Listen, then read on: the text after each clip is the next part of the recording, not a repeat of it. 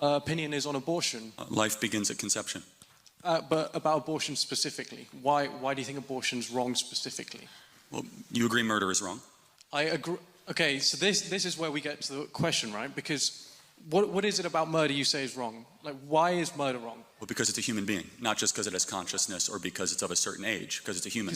And what is it that gives human being this moral worth? Not its consciousness necessarily. I didn't say it's consciousness. I know that I can imagine it because it is a human being because it has a soul. And what is this soul? Where does this come from? This idea that it's... Exactly. I mean, again, the Greeks postulated that it is the entirety of your being.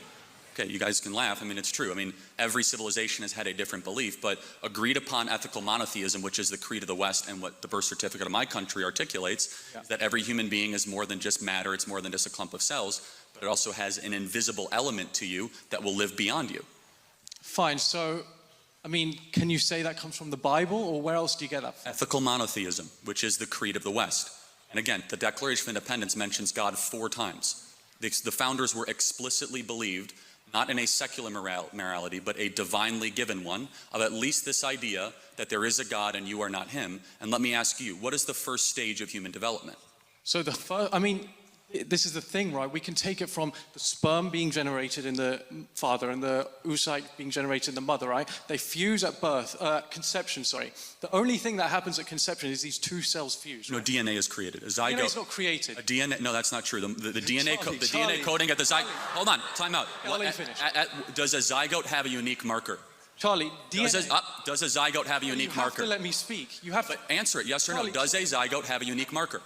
Define a unique marker. Meaning, can you differentiate the DNA coding between the mother and the zygote if you examine it under a deoxyribonucleic acid analysis? Can you? Only purely because the addition comes from the father. Oh, so it is something different. Charlie, DNA is not created. DNA is not created. You have, the father has his own genome, the mother has her own genome. They fuse. This is why you have the same characteristics, similar ones to your mother, similar ones to your father. That's why you have similar characteristics to your siblings. DNA is not created, right?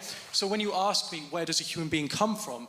I can say to you, it starts at conception, but all conception is these 2 cells joining, right? But these 2 cells were created, the mother cells were created long before, they were created when she was a fetus.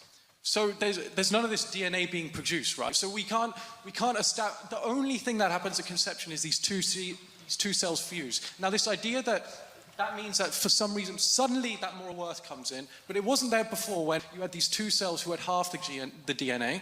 But suddenly there's a correct. Yeah, something magical happens at that. It's not magical, Charlie. We know about this. Well, hold on. Charlie. Time out. Hold on. Charlie, I promise you.